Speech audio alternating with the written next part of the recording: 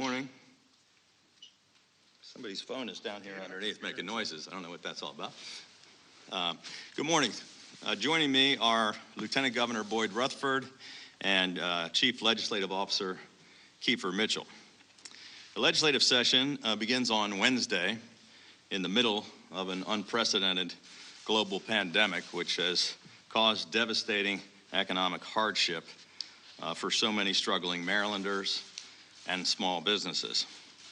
While Maryland's economy is coming back faster than many other states, America is going through one of the worst economic crises in our country's history. In recent weeks, I have had productive discussions with the Senate President and the Speaker of the House, along with also Republican leaders of both chambers.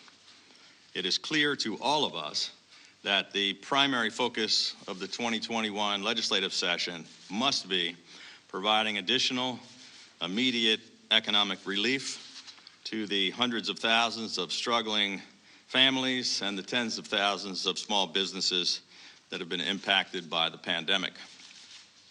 In the fall, as we were continuing to aggressively push out emergency relief and preparing with our hospitals and health officials for the next surge of COVID-19, I directed our team to explore every possible avenue to further ease the financial burden on Marylanders experiencing so much hardship, and to do whatever we can, even as we face unprecedented budget challenges, to allow them to keep more money in order to feed their families and to keep their businesses going. Amid so much suffering, the last thing we should ever do is raise taxes. So today I am announcing our top legislative priority, the Recovery for the Economy, Livelihoods, Industries, Entrepreneurs, and Families, or the Relief Act of 2021, which will provide more than $1 billion in immediate and targeted financial relief and tax cuts for Maryland working families, small businesses, and those who have lost their jobs and are suffering financially as a result of the COVID-19 pandemic.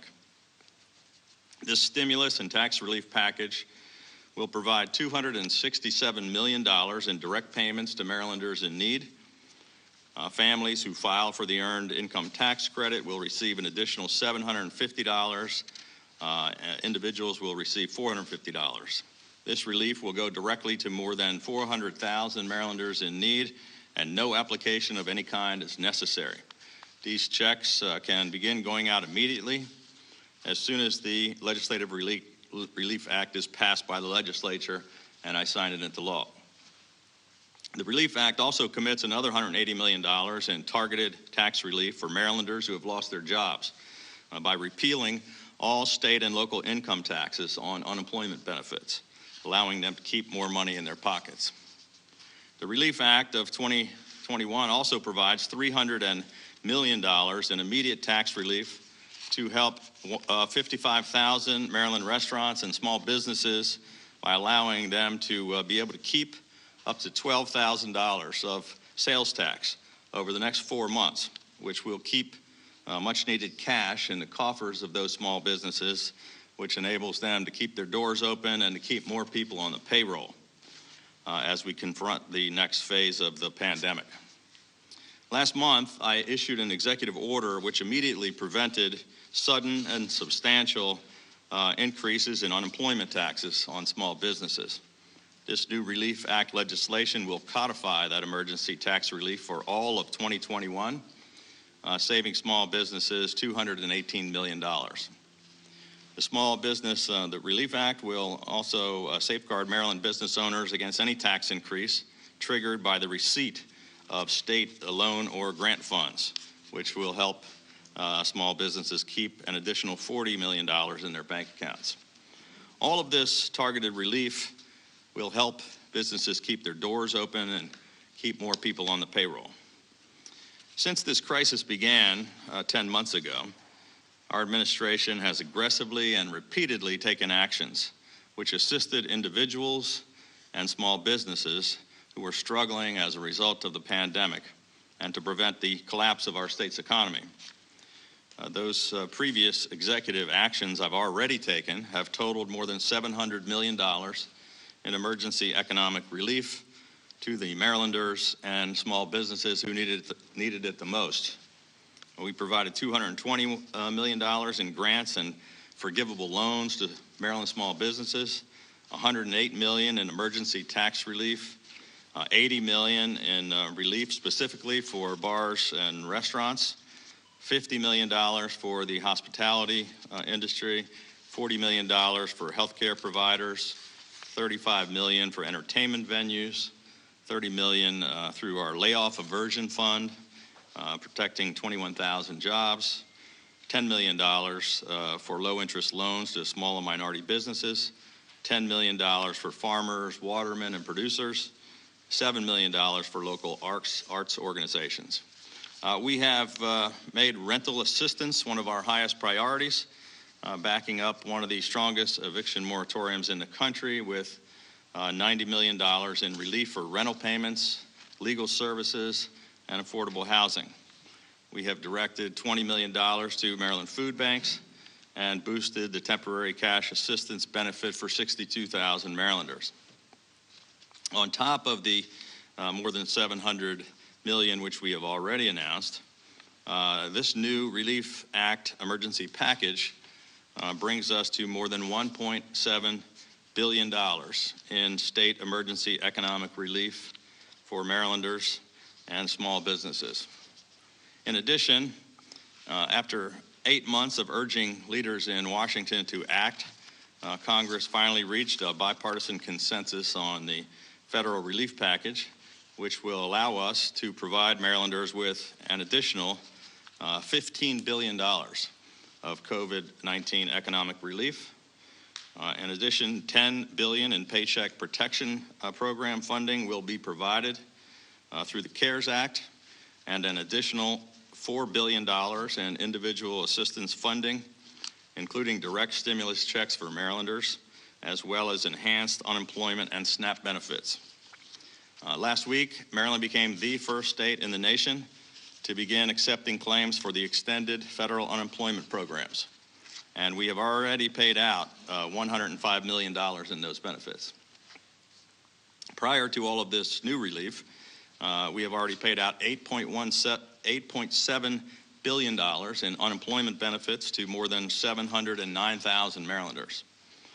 Beginning this month, Maryland SNAP recipients will now receive an additional 15% increase in their benefits.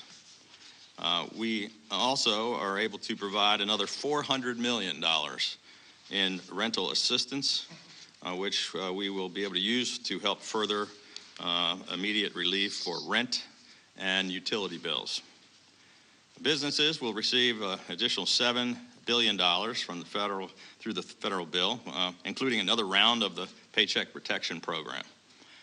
The federal bill provides Maryland with an additional $1.2 billion for education, $130 million more for child care, and $250 million for the transportation sector. This is critical, much-needed funding. And once we receive all of the federal guidance which is required, we will work to get these funds out the door as quickly as possible. Last year, the direct actions I took by executive order, along with these federal relief programs, helped a great deal. This targeted Relief Act of 2021 will provide even more targeted emergency direct relief to fill in the gaps that still remain. With the start of the new 2021 legislative session beginning on Wednesday, we are now asking the legislative branch to assist by immediately passing this stimulus and tax relief package to help even more struggling families and small businesses across our state. We will be introducing the Relief Act of 2021 as emergency legislation on day one of the session on Wednesday. We will ask both houses of the legislature to act on it immediately so that I can sign it into law immediately and that these relief measures can take effect and we can immediately get these much-needed dollars out the door and into the pockets of those who desperately need it. We look forward to working with legislative leaders on both sides of the aisle to pass this emergency legislation. I cannot imagine anything that could possibly be more important for the legislature to pass. Every day that goes by without passing a stimulus and tax relief package means more jobs that will be lost, more families who will lose their homes, and more businesses who will go out of business, and more people that suffer. Struggling Marylanders and small businesses who are barely hanging on cannot afford the kind of partisan bickering and needless delay that we have seen in Washington.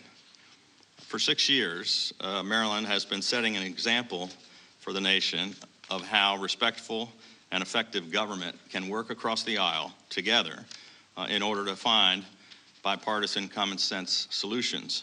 And my hope is that the legislature will join us in quickly pushing for this much needed emergency stimulus and tax relief package, and that they will work together with us in a bipartisan way as we guide our state through this pandemic and this economic crisis together. I'm a lifelong small businessman who had never held elective office before. In 2014, I stepped up to run for governor because I was so frustrated. 43 consecutive tax hikes had caused our state to lose thousands of businesses and hundreds of thousands of jobs. I pledged to work to grow small businesses and to put more people to work, let people keep more of their own money in their pockets, and to turn our economy around. And we did exactly what we said we would do. We took Maryland's overall economic performance from 49th out of 50 states to one of the best in America. More businesses were opened and more Marylanders were working than at any other time in the history of the state. And we had the greatest economic turnaround in America. But the events of the past 10 months have wreaked havoc on America's economy, and Maryland, while doing better than many other states, has not been immune from economic suffering. We've already taken some of the most aggressive actions in America to ease the blow of the national recession on our struggling families and small businesses and to help them stay afloat during this extremely difficult time. Maryland's economy has proven to be resilient during this crisis, keeping more of our businesses open and recovering and creating jobs at one of the fastest rates in America. But in spite of that, there are still many struggling and truly in need.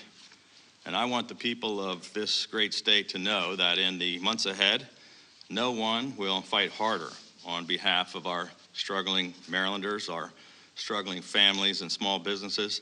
And we're going to continue to do whatever it takes in order to restore our economy, to put Marylanders back to work, and to ensure that our state, once again, has the greatest economic turnaround in America. With that, I'd be happy to take some questions. Governor Hogan, where is this money coming from? And did you secure, you talked to the Democrats, did they say they're totally on board with this? The money's coming from a variety of places. First of all, much of it is coming from the budget actions that we took earlier in the year at the Board of Public Works. Some of it is coming from our reserve fund, which is doing better than we anticipated because of our recovery, doing better than we expected. And a small portion of it to pay for unemployment is coming from the rainy day fund. I think about $100 million of the $1 billion. And so we talked in general terms with the legislature. I think we're all in agreement that the legislative session should focus on economic relief, and we'll be hopefully getting everybody on board with moving forward as quickly as possible. So the amount to individuals and to families, that's been the big debate across the country, right? How much? Franchot has suggested 2,000. How did you come up with those two numbers, the 450 and 750? Well, that's only one tiny sliver of what I just talked about out of the $1 billion. But the $2,000 checks that Franchot was talking about are simply not possible. We don't have the power to just write $2,000 checks, number one. Number two, he was talking about draining the entire rainy day fund of the state. We chose to follow the directions of the Spending Affordability Committee and the legislature in maintaining our rainy day fund. We want to maintain our AAA bond rating, and we want to make sure that the state government continues to function. So we believe this is actually getting more money in the hands of more people that need it and getting it out much faster without taking irresponsible actions. Governor, I apologize if I missed it. Can you describe the eligibility for those payments again? Which payments? From 750 and 450. So these are going to, maybe Mark, Nicole, you want to talk about who would be eligible?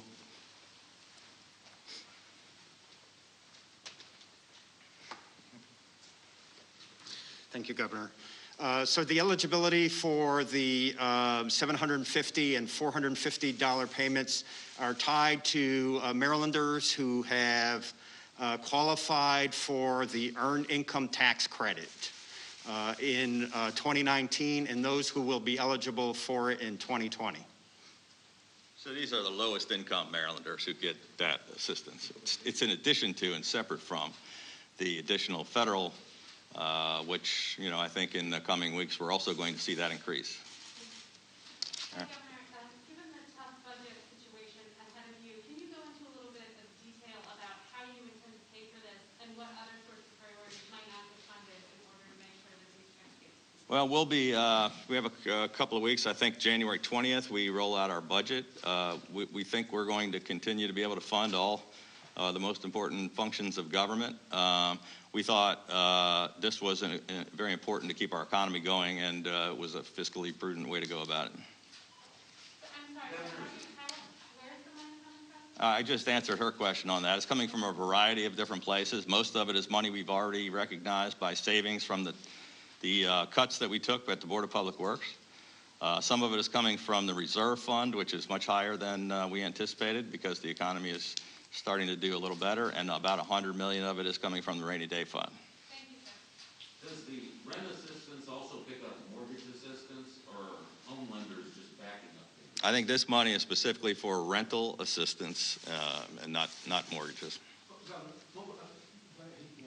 Will there be kind of a research into looking for homeowner assistance later down the line?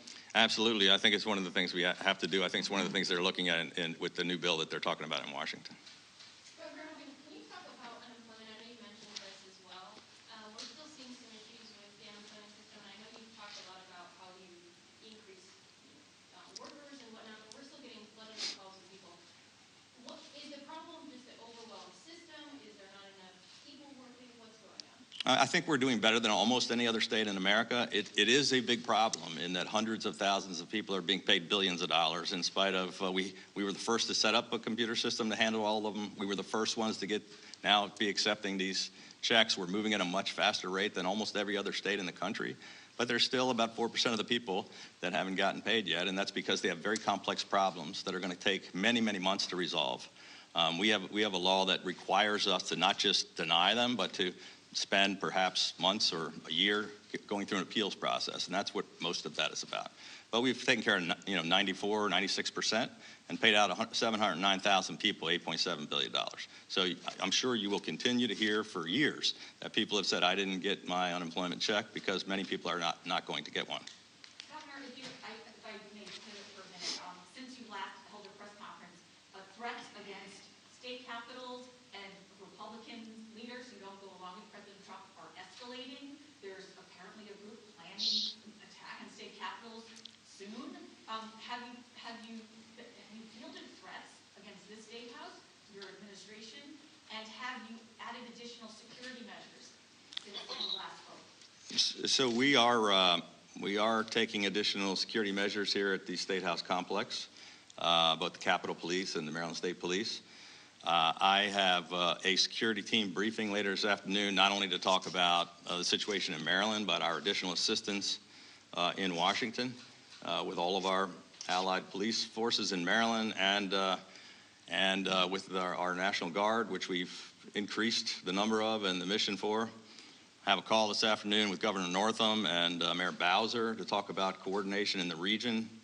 We're setting up a meeting with the FBI who wants to brief me.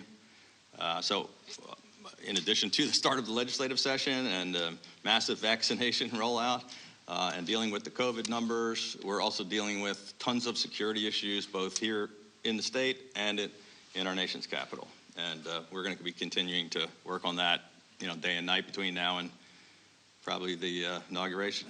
Governor, how would you describe the state's, your posture in readiness to assist with the inauguration? Whatever may come this weekend in D.C.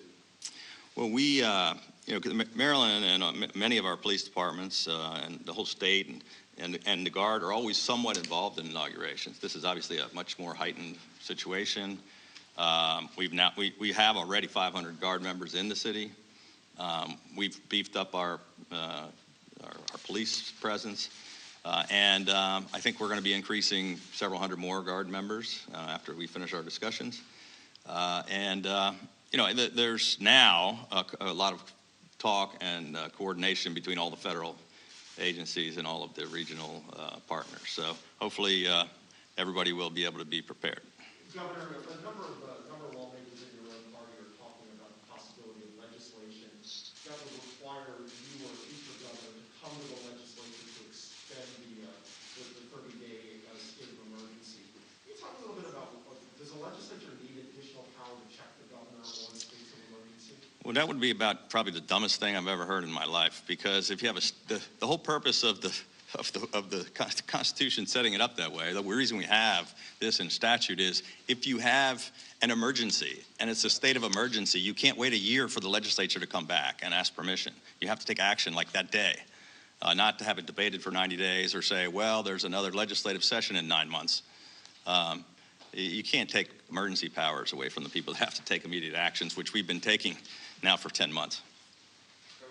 Is it going to be possible to move as quickly as you want on this package without having renegotiated or struck an agreement with Democratic leaders in Assembly? I know that everybody believes it's important. I'm sure there are going to be, some discussions about tweaks and things that, everybody, I think, generally agrees with most of the things we're talking about. There may be additional things or things they'd rather do this instead of that, and we're looking forward to those discussions, but we can't waste a lot of time. We can't, this is not something that should be debated until the end of the legislative session in April.